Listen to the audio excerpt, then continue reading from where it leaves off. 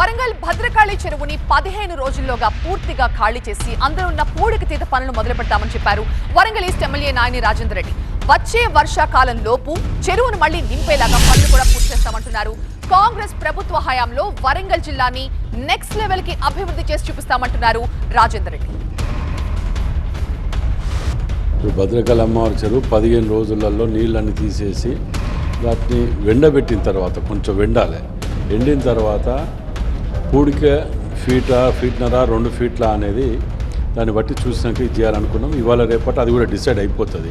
ఇవాళ మంచి పని చేస్తున్నారా అనే విధంగా వాటన్నిటిని క్లీన్ చేసేసి త్వరలో మళ్ళీ వర్షాకాలం లోపట ఏ విధంగా దాన్ని ఫిల్ చేయాలి, ఓన్లీ వర్షాకాలం వాటర్ ఒకటే కాకుండా ఆల్టర్నేట్గా ఎట్లా ఫిల్ చేయాలనే దాని మీద కూడా మేము ఆలోచన చేస్తాం. సుమారు ₹1 కోటి లాభం చేకూర్చగలిగినాం. ఇవాళ స్టార్టింగ్లో అందరూ కూడా అదే గది తీస్తారా గిది చేస్తారా, తాగే వాటర్ కాదు, ఆర్టిఫిషియల్ వాటర్ అది. దాంతో ఉపయోగం అయితే లేదు కదా.